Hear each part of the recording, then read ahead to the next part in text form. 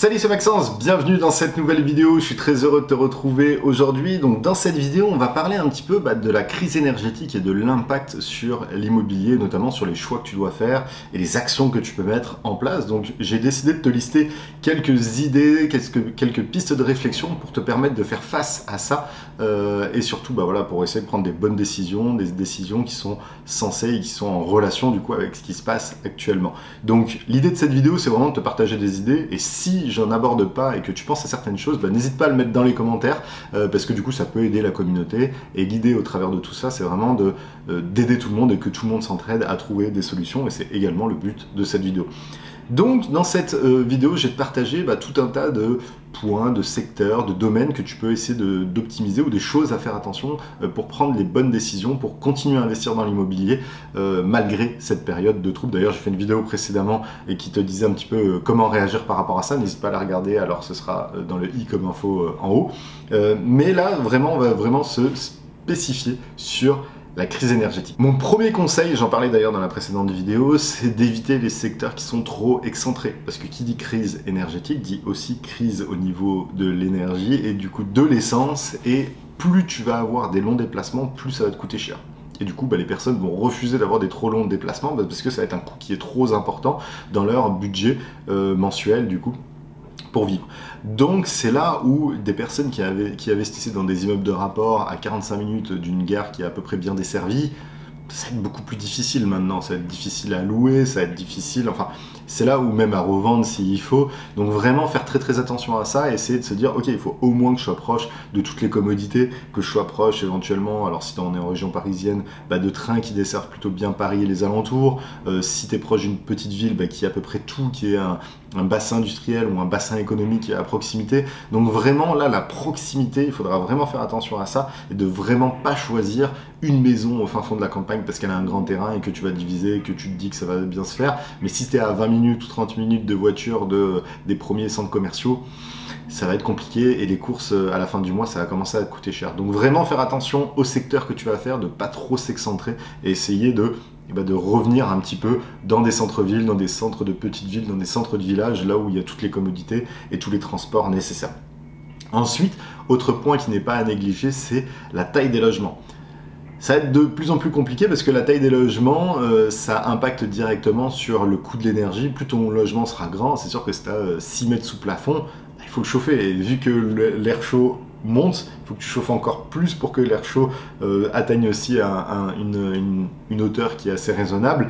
Mais vraiment, il faut faire attention à ça, c'est que plus tu vas avoir des grands logements, plus ce sera difficile à louer parce que les gens vont se dire « Ah bah ouais, mais ça va coûter une fortune en chauffage, donc je préfère quelque chose de plus petit. » Et on sent qu'on commence à avoir une tendance de personnes qui se disent « Finalement, là, ce grand salon double ou triple ou cette chambre supplémentaire, j'en ai pas forcément besoin. Donc pourquoi pas repartir sur quelque chose qui est plus petit, peut-être moins nécessaire enfin moins cher à chauffer, parce que du coup, tu auras moins à chauffer. Donc la taille des logements, autant certaines personnes se disaient après le Covid, je vais prendre une grande maison dans la campagne. Là, je pense qu'il y aura un retour qui va revenir un petit peu dans les grandes villes avec des dimensions qui sont un peu plus raisonnables et beaucoup plus simples à chauffer. Donc vraiment, l'impact de l'énergie là est très important. Troisième point, c'est l'isolation. Alors que ce soit pour toi ou même pour tes locations, l'isolation, je pense, va devenir un critère très important pour les locataires. Parce que si tu es locataire et que les frais énergétiques sont à ta charge, tu vas quand même faire un minimum attention. Donc si tu vois que c'est du simple vitrage, que les murs c'est un peu pourri, que tu as même des trous entre les montants de la fenêtre et les murs, là, ils ne le prendront pas. Pourquoi? Parce qu'ils vont se dire que ça va coûter trop une fortune à se chauffer. Donc vraiment faire très attention à ça. Si tu achètes et tu comptes faire des travaux dans un bien immobilier, double vitrage c'est le minimum, une bonne isolation, que ce soit les combles, que ce soit tout.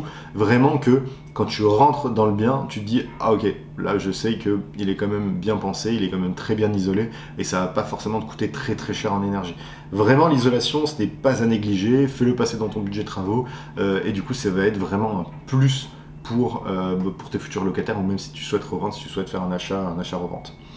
Autre point qui est directement relié à l'isolation, donc le quatrième, c'est le chauffage. Donc maintenant, c'est fini de mettre des grille-pains ou des choses comme ça où tu es obligé de mettre à fond, ça consomme un maximum et ça ne te chauffe pas. Là, il faut vraiment partir sur des chauffages qui sont intelligents, éventuellement des chauffages que tu peux régler avec ton téléphone, que tu peux maîtriser avec des thermostats, avec des systèmes automatiques. Vraiment, renseigne-toi sur les meilleurs types de chauffage et des chauffages qui ne coûtent pas trop cher avec l'énergie, parce que c'est vraiment ça qui va être également important si tu as envie de le revendre, si tu as envie de le louer.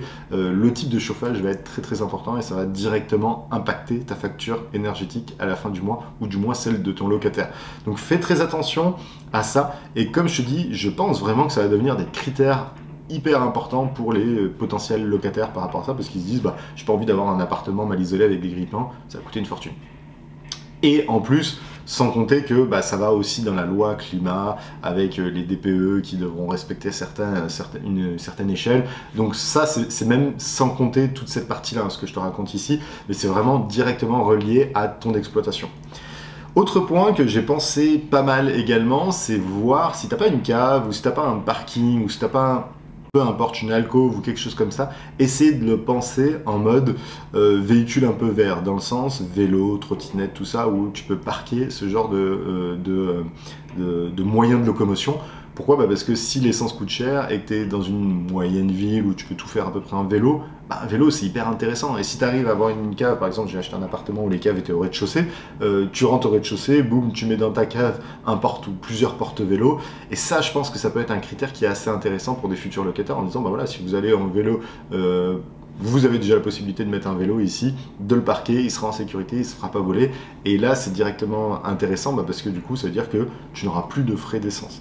Et je pense que de plus en plus, surtout dans les moyennes et grandes villes, il y aura de plus en plus de personnes qui vont se mettre à faire du vélo. Tu auras des vélos électriques qui vont être achetés, et du coup des vélos qui sont potentiellement plus chers. Alors électriques, c'est ceux où tu pédales et ça les recharge. Ça va être très cher, donc ça t'embêtera encore plus si tu te le fais voler. Donc si tu arrives à trouver des solutions pour sécuriser et pour parquer ce genre de moyens de locomotion, bah, je pense vraiment que ça peut être très intéressant. Donc voilà, essaie d'être créatif, essaie de voir un peu ce qui se fait.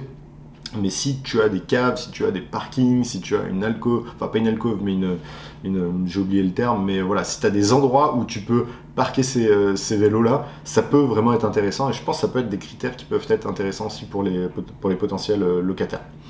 Autre conseil aussi que j'aimerais te partager, c'est de faire attention comment tu inclus l'électricité si l'électricité est inclus dans tes baux. Par exemple, si tu fais une location. Est-ce que c'est des provisions ou est-ce que c'est un forfait?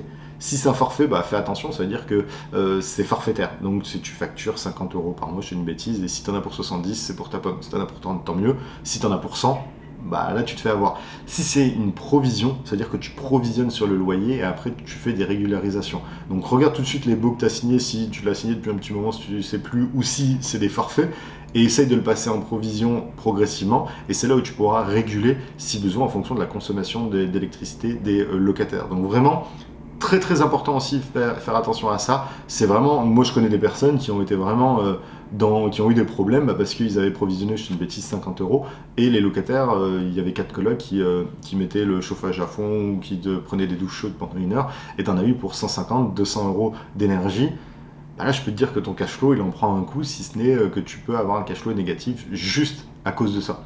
Donc c'est là où l'impact énergétique est vraiment très important dans l'immobilier, dans ton exploitation éventuellement, dans tes choix stratégiques sur qu'est-ce que tu vas acheter.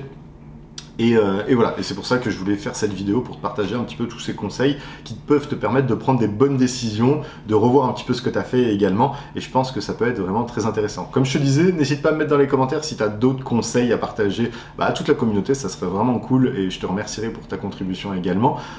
N'hésite pas à partager cette vidéo à tous ceux qui peuvent être intéressés à ça et qui sont impactés à ça. Si ça t'intéresse de voir comment réagir par rapport à ce marché, j'ai fait une vidéo qui va s'afficher juste là ou juste là. C'est la dernière vidéo que j'ai sortie et qui est très intéressante par rapport à ça et qui vient en complément de celle-ci. Donc n'hésite pas à t'abonner, n'hésite pas à partager cette vidéo, n'hésite pas à la liker également, et je te dis à très vite pour de prochaines vidéos. Ciao ciao.